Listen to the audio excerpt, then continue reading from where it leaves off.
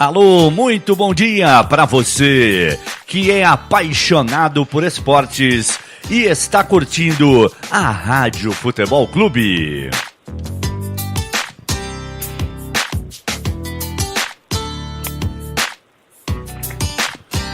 Está no ar o Breakfast News desta segunda-feira, com tudo o que aconteceu no fim de semana. No Brasil, o futebol rolou solto e as emoções também.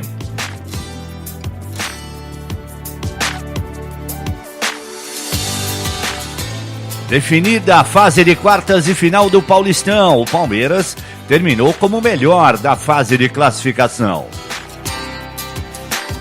Um Grenal quente como tinha que ser, e deu Grêmio. Tudo isso e muito mais a partir de agora, aqui no Breakfast News. Bom dia, Fábio Salgueiro. Fala, Lima, bom dia, um abraço a você, uma ótima semana a você, ao nosso amigo apaixonado por esporte. O final de semana foi quente, foi muito bom, teve clássico, teve definição do estadual de São Paulo aqui para a próxima fase. Finalmente o Campeonato Paulista vai começar, o Paulistão de verdade agora, né, numa fase realmente em que os jogos valerão muito. E é isso aí, temos muita coisa para comentar. E ontem teve drama também no Campeonato Paulista, né, Salgueiro? Aquele gol do Mirassol no finzinho derrubou o Linense, né, rapaz? Caíram Linense e Santo André para a Série B. A Série B não, né? Para a Série A2. No Paulistão, segunda divisão se chama Série A2, né? E a torcida lá de início ficou revoltada, né? Infelizmente. O drama faz parte, né? Infelizmente acontece isso aí. Agora, é complicado você pedir equilíbrio para o torcedor, mas a Linense não caiu nos minutos finais. Ela caiu durante toda a primeira fase, onde não cumpriu realmente um papel e acabou merecendo o rebaixamento. Muito bem, bom, vamos começar então a falar do Paulistão. Ontem nós fizemos um carrossel aqui na Rádio Futebol Clube, transmitindo simultaneamente Botafogo e Corinthians, Ituano e Palmeiras, um pouquinho de Santos e São Bento e também do jogo do São Paulo contra o RB Brasil, né? E o Palmeiras confirmou o que dele se esperava, né? Foi realmente o primeiro colocado dessa fase de classificação, andou tropeçando aí em alguns momentos, mas mesmo com o time chamado reserva ontem, o Palmeiras jogou muito bem em Itu, fez 3-0 e podia ter feito até mais, hein, Salgueiro? Passeou no Novelli Júnior do Verdão ontem. Nós dizíamos, né, antes no nosso programa que nós gravamos no sábado, projetando a rodada do final de semana, inclusive só para fazer uma parte aqui, esse carrossel que a Rádio Futebol Clube fez ontem, eu achei muito legal. Pudemos dar um parecer de todos os jogos, você, o Maurício Rossi, fizeram muito bem. Eu, sinceramente, fiquei ontem como ouvinte, analisando e realmente foi muito legal. O Palmeiras Alternativo é muito bom time, e eu tenho certeza, e eu tinha uma certeza, uma convicção, por isso que eu dizia que o Palmeiras não ia perder a primeira colocação e ia cumprir um bom papel mesmo com o time alternativo, porque além da força e dos talentos no banco de reservas, existe a concentração, o foco e o desejo de mostrar potencial para o treinador, principalmente nessa fase que vai começar de mata-mata, né?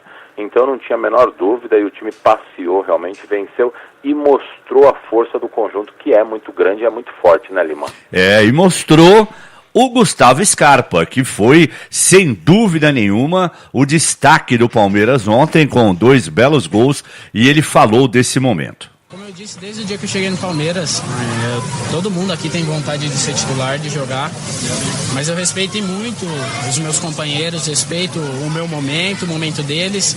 Sei que as coisas, como sempre, aconteceram na minha vida no momento certo e agora não vai ser diferente. Não tenho pressa nenhuma, estou fazendo o meu melhor. Sempre que eu tenho oportunidade, eu procuro dar meu máximo.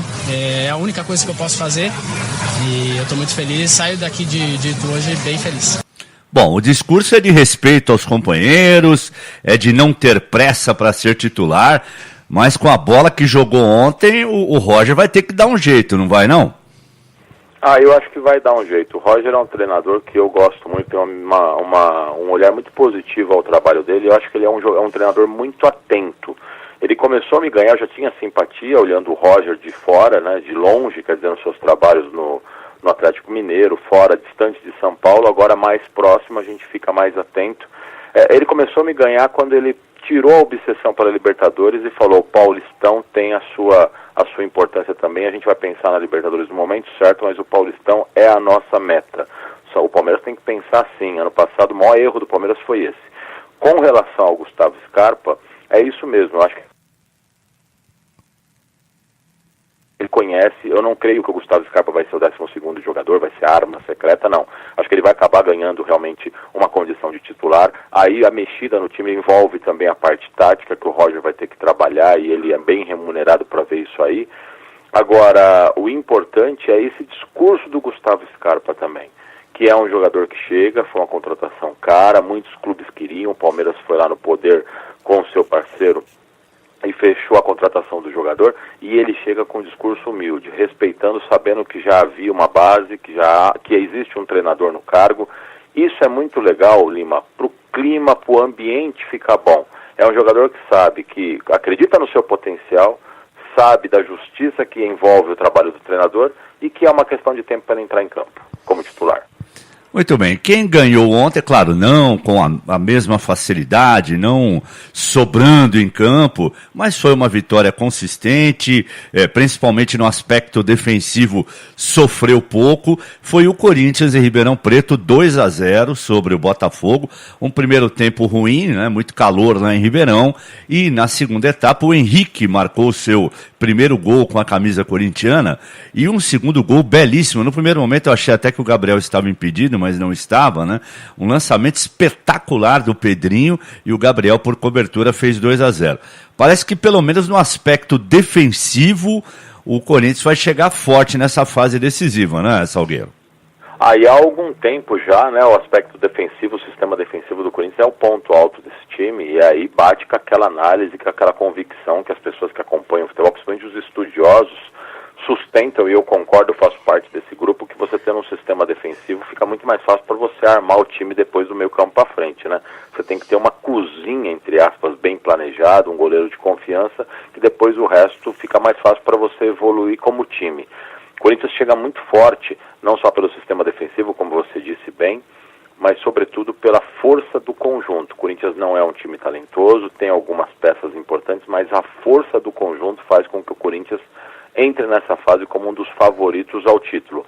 Ontem foi uma vitória importante. Nesse programa nosso de sábado eu também dizia que eu botava fé no Corinthians alternativo, e embasado, escorado na mesma condição que eu sustentava também que o Palmeiras ia bem com um time alternativo, na força do grupo, principalmente no desejo dos jogadores que estão fora de realmente mostrarem futebol. Esse Pedrinho é um menino que realmente merece ter mais chances, tinha que ser visto com um pouquinho mais de carinho pelo Carille. O Carille é muito conservador, ele se amarra com alguns jogadores, e aí é uma opção dele, vem dando certo, mas esse jogador é especial. O Gabriel, como você disse, também no lance do Gabriel, eu fiquei com a impressão no primeiro momento de impedimento, mas depois eu vi que não estava, e fez o gol de uma categoria que me fugiu um pouco, mas mostrou muita categoria, ou seja, uma vitória importante de um Corinthians que já estava classificado, mas os 3 pontos e a atuação com o time alternativo que faz, Lima, esse time chegar agora no mata-mata com muita moral.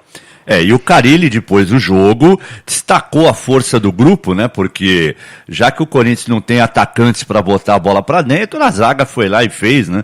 O Henrique fez, depois o Gabriel, que é volante, também fez, e aí o Carille destacou a força do grupo corintiano. É um grupo, né? Nós trabalhamos assim para que o grupo vença, independente de quem faça gol. O ano passado a gente decidiu muitos jogos com gol do Balbuena, Pablo. Gostei muito da movimentação do Matheus, que pode ser esse cara mais solto na frente, não sendo um 9. Mas é trabalhar com o que temos, não tem. Sei o quanto que a diretoria brigou para contratar esse jogador, não aconteceu. A gente segue buscando soluções sem uma referência. E em relação ao Pedrinho, o Carille disse o seguinte, Salgueiro, antes até do jogo, que agora o Pedrinho realmente tem condições de jogar, porque ele teve problemas, ele estava muito fraco fisicamente, aí tomou umas vitaminas e tal. Então, segundo o Carille, a partir de agora o Pedrinho vai ter mais oportunidades, né? Se não como titular, pelo menos entrando como ontem, e realmente ele fez um passe muito legal, né? Um passe muito bonito para o Gabriel marcar o segundo gol corintiano. Já o São Paulo, né? O São Paulo sob novo comando, tá? Ontem o André Jardine ficou no banco, mas o Diego Aguirre já estava no Morumbi e, segundo informações, ele deu palpite pro Jardine já para escalar o São Paulo, aquela coisa toda. Tricolor tomou um gol, tomou um susto, mas depois foi lá, venceu por 3-1. Dá para esperar o que do São Paulo na fase decisiva do Campeonato Paulista, hein, Salgueiro? Olha, uma grande incógnita, viu? Eu não espero muito do São Paulo, não. O São Paulo não mostrava evolução com o Dorival Júnior e não era problema do treinador. É problema de uma série de coisas que assolam esse São Paulo, infelizmente. Diego Aguirre, estou fazendo um texto que vou publicar daqui a pouquinho no meu blog, o salgueirofc.com.br, em que eu digo que o Diego Aguirre já chega ao São Paulo na marca do pênalti. Por quê? Chega com um contrato relâmpago até dezembro de 2018, no final do ano, e sem multa. Então é aquele perfil maravilhoso para realmente o clube poder rifá-lo a hora que chegar, que não chegarem os resultados. Bem da forma que o presidente Leco consegue e gosta de trabalhar. Então, se ele deu palpite ontem na escalação, já essas informações de bastidores, isso é importante porque já prova que ele está disposto a trabalhar, mostrar a cara, e ele conhece, teoricamente, para dar palpite, ele conhece o grupo. Isso é importante, porque eu acho que pelo menos de 1 a 2 meses leva para o treinador conhecer o grupo direitinho, todas as características dos jogadores.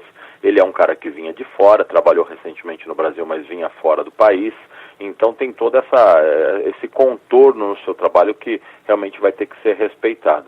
Então realmente no São Paulo, no mata-mata, eu não creio e não tenho expectativa positiva, não tenho grandes anseios pelo desempenho do São Paulo no mata-mata. Até porque o São Paulo venceu ontem, mas esse time sofre demais para vencer. Você vê o Corinthians, o Palmeiras e até o Santos, com todas as limitações que o Santos tem também, vencem com menos sofrimento. O São Paulo já vence com muito sofrimento. Então, sinceramente, eu acho que nesse mata-mata, dos 4 grandes, o São Paulo é o que tem menos chances de bater campeão ou chegar nas finais. E o Valdívia, que trabalhou já com o Diego Aguirre no Internacional, falou sobre o novo técnico do São Paulo. Como eu falei, é um cara muito experiente, né? Gosta muito da pegada dos jogadores, da marcação, não só do ataque. Então todos trabalhando junto ali, ele gosta muito. E quem tiver melhor vai jogar, não tem questão de nome com ele, conheço muito bem. Então espero que vai nos ajudar muito e com certeza vai dar tudo certo. E o Valdívia disse uma coisa aí que eu acho que o Diego Souza, por exemplo, não deve ter gostado, né? Que com ele não tem essa de nome, joga quem estiver melhor, Salgueiro. Eu nem acho que tenha sido, de repente, uma cutucada do menino Valdívia aí no Diego Souza. Agora, se ele conhece o treinador e falou isso aí, é legal, mas eu acredito que com o nome não jogue mesmo realmente. O Diego Aguirre, que foi um bom jogador, né? Jogou no São Paulo, é um ídolo também, apesar de uma passagem não tão longa pelo tricolor. Agora, se tem uma coisa que é muito legal, a gente tem que ressaltar, é essa coisa da empatia jogador-treinador, né? Então, o Valdívia teve o seu melhor momento quando o Diego Aguirre foi o seu comandante, e agora chega no São Paulo, queira ou não, é um gás, é um fator de motivação a mais para um jogador que tem talento, para um jogador que tem realmente potencial e não vem conseguindo desenvolver um bom futebol. Então, quando você tem a empatia com o seu comandante, com o seu chefe, você joga por ele e por você também. Isso acho que vai ser importante. O Valdívia pode ser um cara que pode crescer nas mãos do Diego Aguirre. Bom, e o Santos perdeu de novo, né? O Jair Ventura pagou o preço de ter que lançar mão, né, de garotos, né? O Santos tá projetando o jogo da quinta-feira que vem no Pacaembu, né, pela Libertadores contra o Nacional do Uruguai, e o Jair deixou isso muito claro, né? Já estava classificado no Paulistão, então colocou lá os jogadores que estão se destacando nas categorias de base do Santos, e acabou perdendo por 2-1 na Vila Belmiro. E depois do jogo, o Jair deu a seguinte declaração, né, em relação a mais um resultado negativo, porque o Santos não vem numa sequência de vitórias nem na Libertadores, quando perdeu o primeiro jogo na estreia, e também no Campeonato Paulista. Isso não pode abalar a gente, porque a gente tá sem vencer, que a gente vai para quinta-feira pressionado. A pressão é todo dia no futebol. O que tem de bom, tirando o resultado, lógico que não foi bom hoje, foi que eu treinei com os prováveis titulares de quinta-feira, fizemos um trabalho excelente, temos umas 2, 3 sessões de treino aí para a gente chegar bem afiado para o nosso grande objetivo, que é a Libertadores. Já que o Paulista a gente estava classificado com 2 rodadas de antecedência, e mesmo estando atrás de quem? Do Novo Horizontino, a gente é o primeiro do grupo e também estamos na frente do São Paulo, que é um grande investimento. Então, não é também tão ruim assim. Feliz por ter terminado à frente do São Paulo. E a pergunta para você é a seguinte, Salgueiro. O Santos chega ou não pressionado para o jogo de quinta da Libertadores? Chega pressionado, lógico, né? Não só pelo fato de ser uma Libertadores da América, isso já pressiona um clube, mas sobretudo pelo esse momento de instabilidade, né? O Santos cumpriu até uma boa primeira fase no Paulistão. Agora, é um time que ainda, queira ou não, apesar do Gabigol ter voltado muito bem ao Santos, vir fazendo os gols importantes, é um time ainda que está em formação. O Jair Ventura ainda está realmente tentando desenvolver o seu trabalho, impor o seu trabalho. E quando a gente faz essas ponderações, nada mais a gente está fazendo do que pedir realmente tranquilidade e apoio para a torcida. E você pedir isso para a torcida é complicado. Eu entendo completamente as ponderações do Jair com relação a esse resultado, a essa derrota que teve no final de semana. Eu entendo. Agora, por outro lado, eu entendo, entre aspas, também a cobrança do torcedor. O torcedor não quer ver o time perder na Vila Belmiro, o torcedor quer ver o time jogar todas com o titular e vencer todas. Esse é o espírito do torcedor. Então, isso pressiona sim. É o que eu digo. Entre estadual e Libertadores, a Libertadores vai ser sempre o foco, vai ser sempre a obsessão. E quando encavala os jogos ou entra na mesma semana, por mais que você pondere essas coisas, é aquilo. Você perdeu no estadual, você leva essa pressão para o jogo da Libertadores. Essa é a realidade do Santos. Sem dúvida nenhuma. Agora, quando o Santos também tiver um ataque assim com Eduardo Sacha, Gabigol e Bruno Henrique, vai melhorar um pouquinho, não vai não, Salgueiro? Sem dúvida nenhuma, né? O Bruno Henrique é um dos principais jogadores de atividade no futebol brasileiro, né? Infelizmente para o Santos veio essa lesão, mas ele, Dudu, realmente são jogadores importantes. O Gabigol agora são jogadores importantes e realmente fazem falta a qualquer time. O Bruno Henrique, quando tiver à disposição, jogando ao lado do Gabigol, olha, eu tenho uma enorme expectativa de ver essa dupla em ação. Eu também. E agora, vamos virar a página.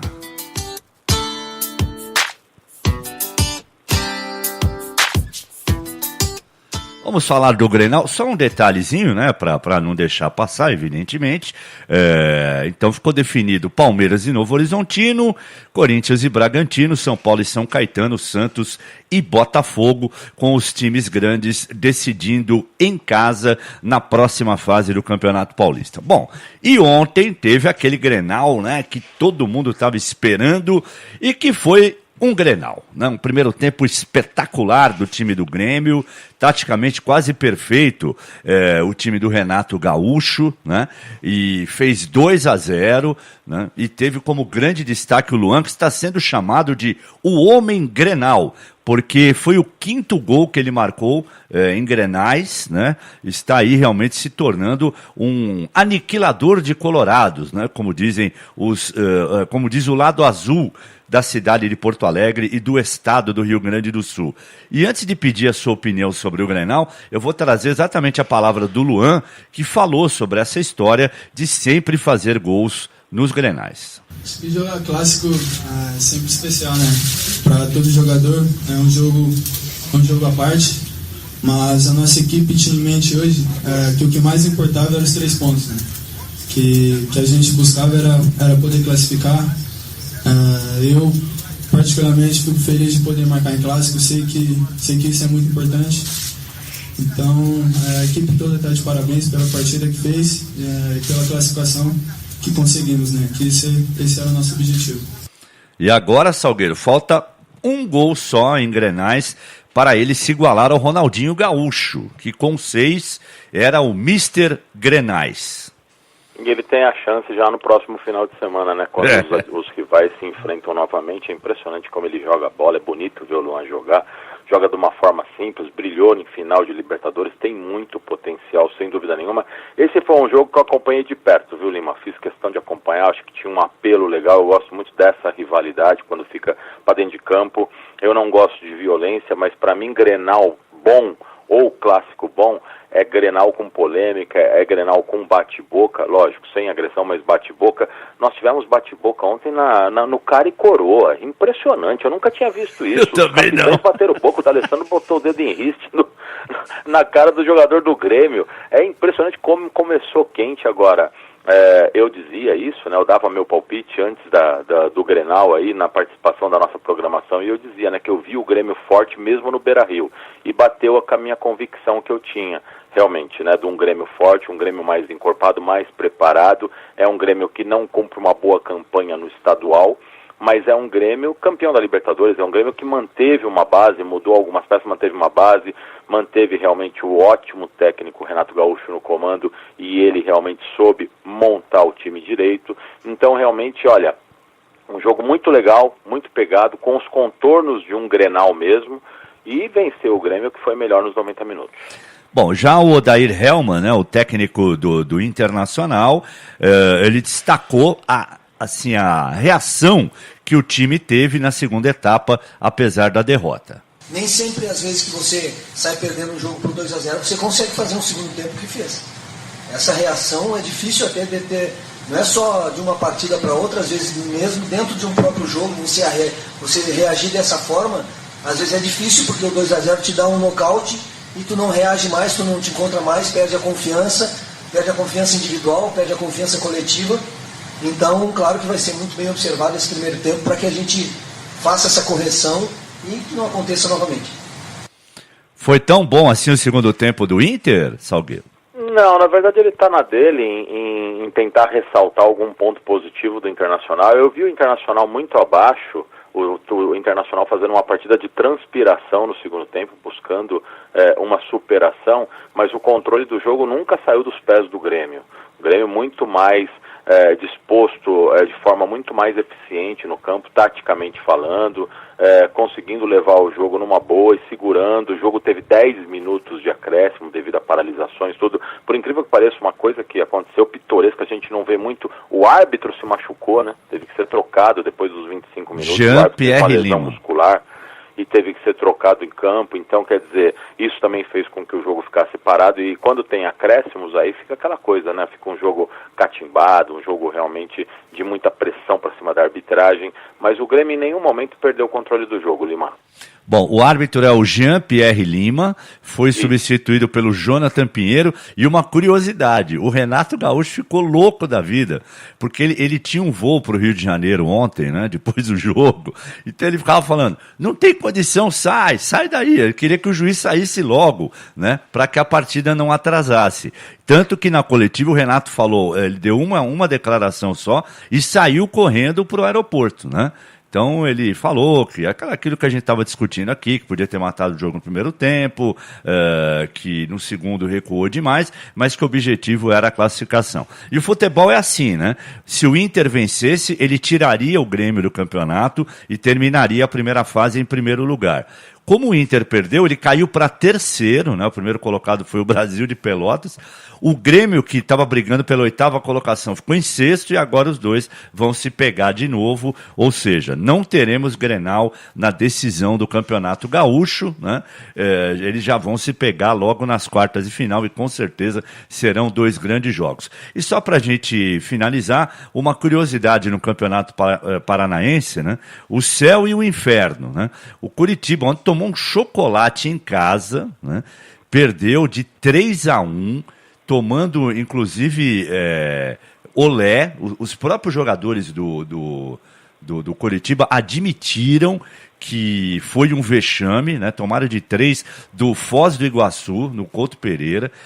Diz que o pessoal, teve um jogador do Coritiba, o goleiro Wilson, falou assim, olha, fizeram a gente de bobo, colocaram a gente na roda.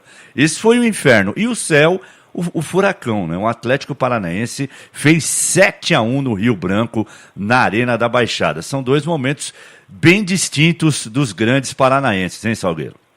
Que fique bem claro que o céu aí você quer dizer para o Atlético Paranaense. Claro. Pelo amor de Deus, não, o céu, o Atlético Paranaense e o inferno Curitiba. Eu falei ao contrário, então desculpa. Se eu falei foi ao contrário, porque é o inferno do... O inferno realmente, porque pro Curitiba, se não bastasse o olé ver o Atlético rival ganhar, então é um inferno duplo, né? Infelizmente. Certeza. Mas, na verdade, se você for analisar friamente, e a gente vê o poderio financeiro dos grandes, apesar de muitos estarem com o Pires na mão, mas ainda arrecadam mais, como pode conseguir realmente, né, sofrer um olé para uma equipe tão abaixo financeiramente falando, na montagem do elenco, na folha salarial?